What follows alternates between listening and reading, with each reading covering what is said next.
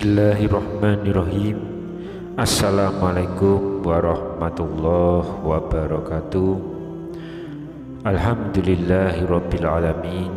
Wassalatu wassalamu ala asrofil anbiya'i wal mursalin nabiyyina wa habibina Muhammadin wa ala alihi wa sahbihi ajmain wa man tabi'ahum bi ihsanin ila yaumiddin.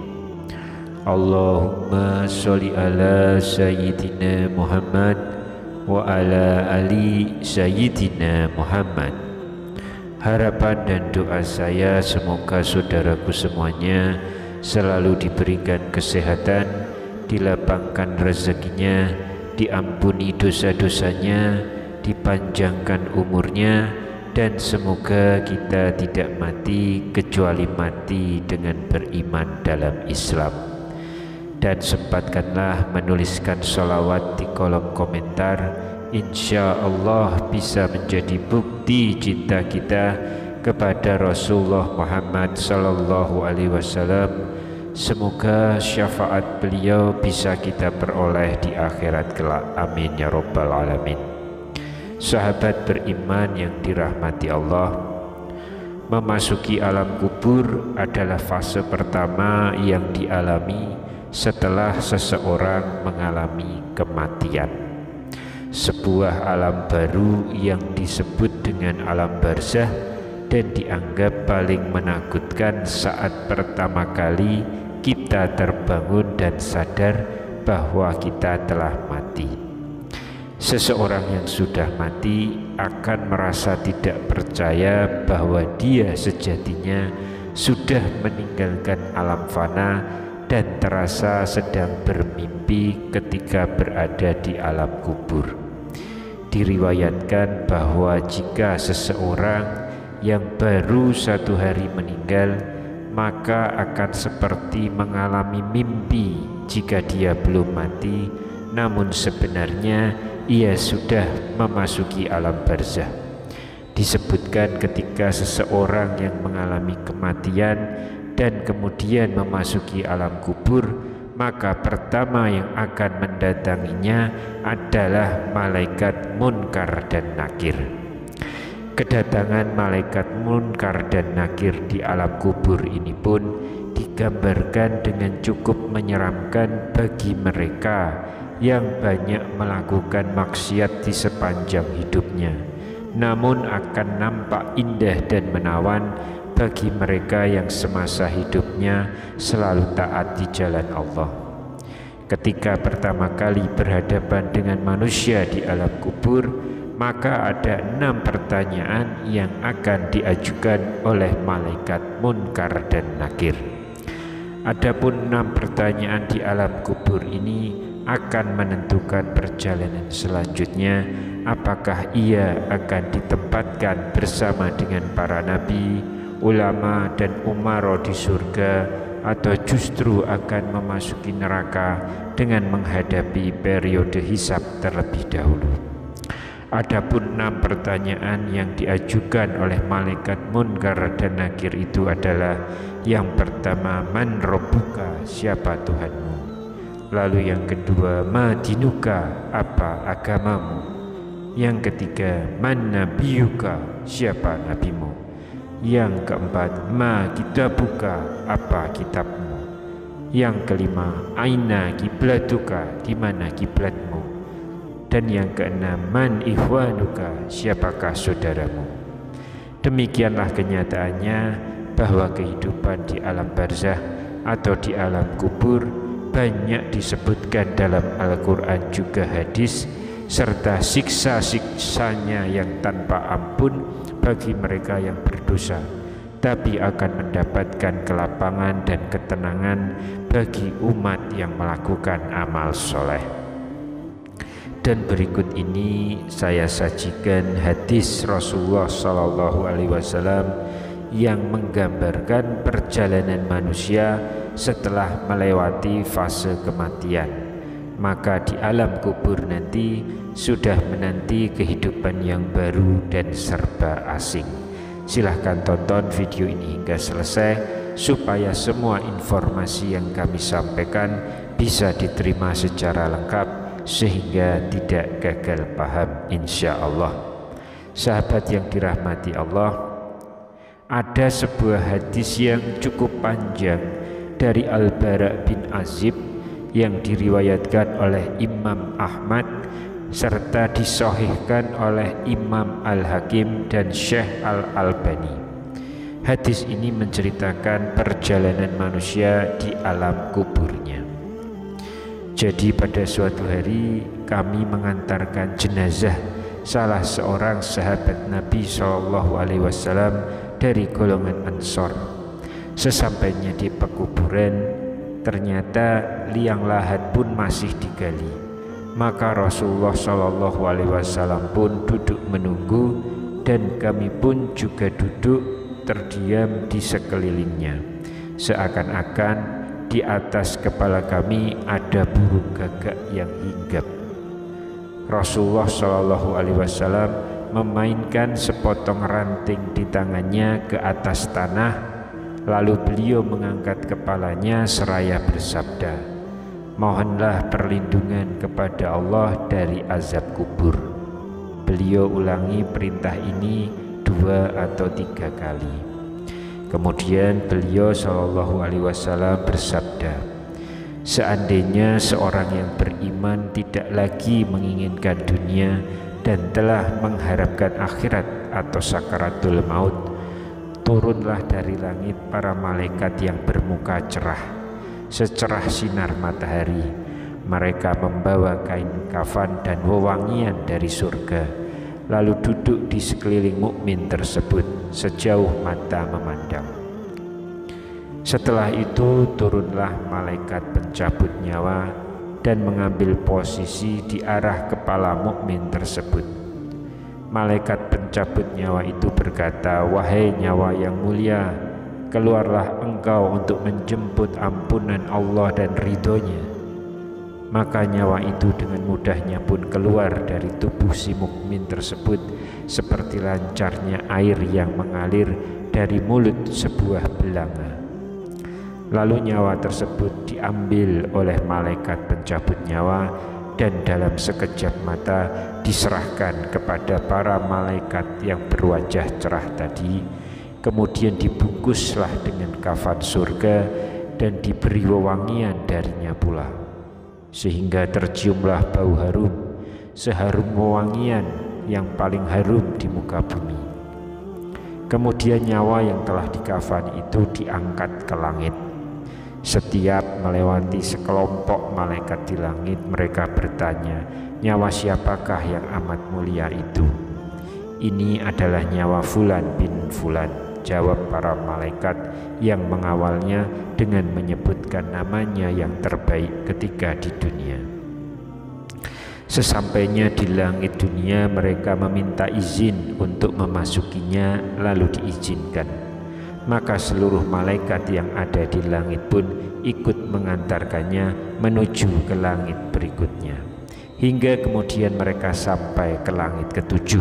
Di sanalah Allah berfirman, "Tulislah nama hambaku ini di dalam kitab Iliyin, lalu kembalikanlah ia ke jasadnya di bumi, karena darinya lah aku ciptakan mereka para manusia, dan kepadanya lah aku akan kembalikan, serta darinya lah mereka akan aku bangkitkan."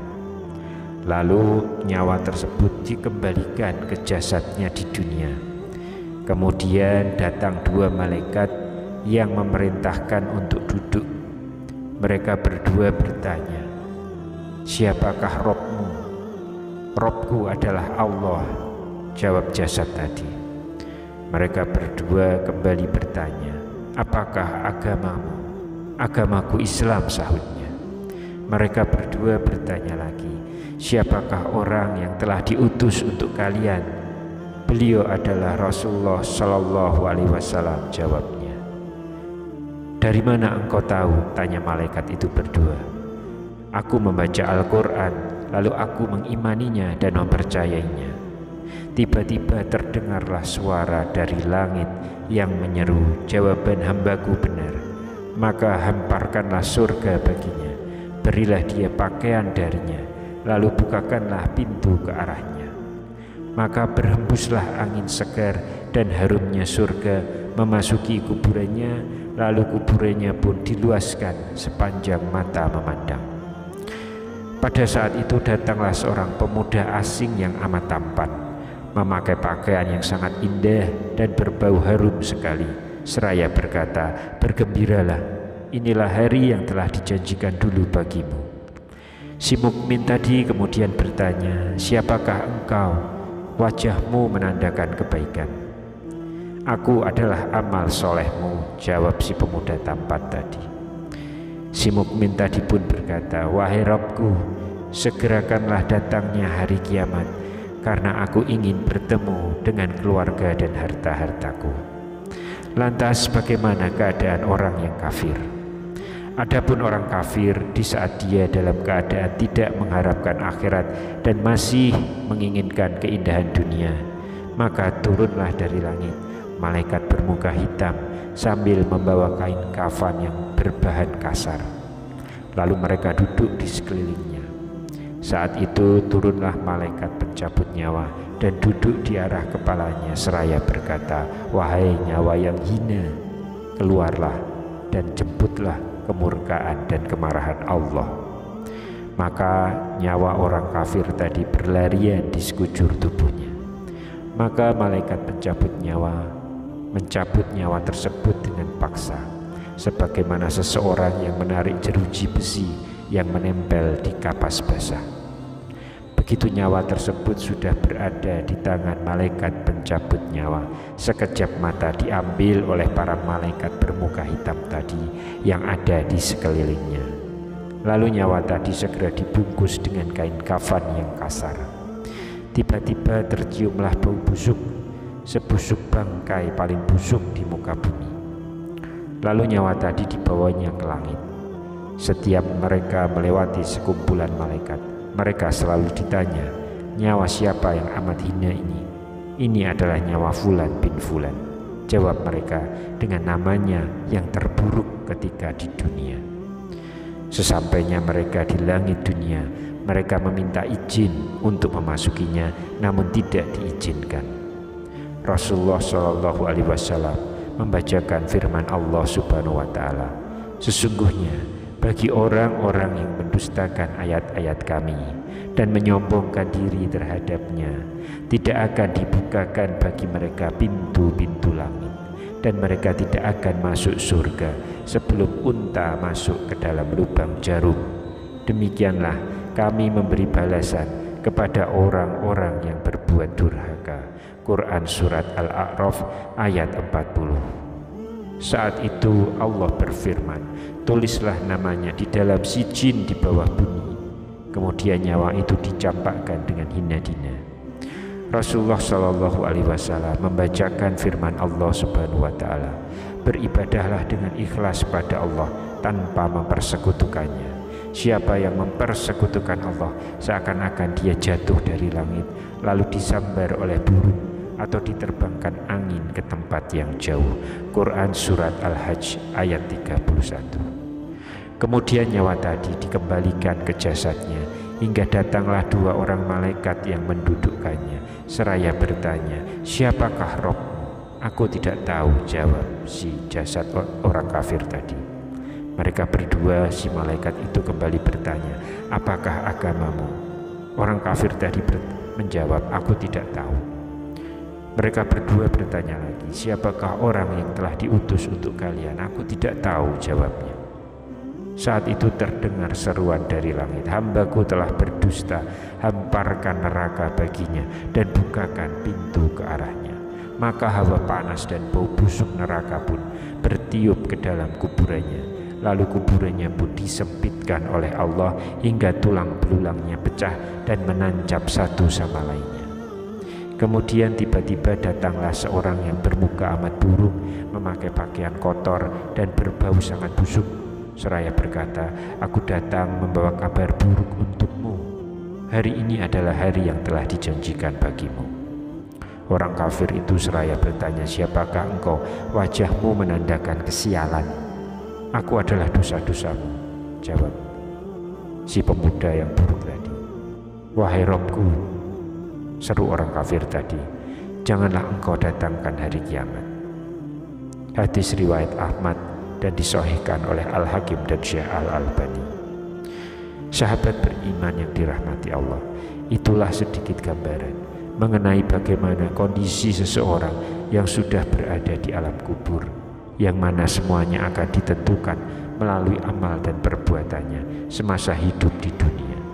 Tentunya hal ini menjadi pelajaran bagi kita semua agar menjalankan perintah Allah dan menjauhi larangannya. Lantas, bagaimana dan apa yang harus kita lakukan untuk menghadapi kematian? Maka perbanyaklah amal ibadah kita, bahkan supaya terbebas dari siksa alam kubur dan supaya bisa menjawab 6 pertanyaan itu. Selain menjalankan semua perintah dan menjauhi larangan Allah, maka kita harus tetap memanjatkan doa. Dan berikut ini doa supaya terlepas dari siksa alam kubur yang diajarkan oleh Rasulullah SAW. Allahumma inni a'udzubika min azabi jahannama wa min azabil qabri wa min fitnati al-mahya wal mamati wa min syarri fitnati al-masihi ad-dajjali. Yang artinya, ya Allah, sesungguhnya aku berlindung kepadamu dari siksa neraka jahanam dan siksa kubur, dari fitnah kehidupan dan kematian, serta dari keburukan fitnah dajjal. Amin ya rabbal alamin. Wallahu a'lam bishawab. Subhanakallahumma wa bihamdika asyhadu alla ilaha illa anta astaghfiruka wa atubu ilaik. Demikian yang bisa saya bagikan pada kesempatan kali ini. Semoga pembahasan ini dapat memberikan manfaat untuk kita semuanya. Amin ya rabbal alamin. Wassalamualaikum warahmatullahi wabarakatuh.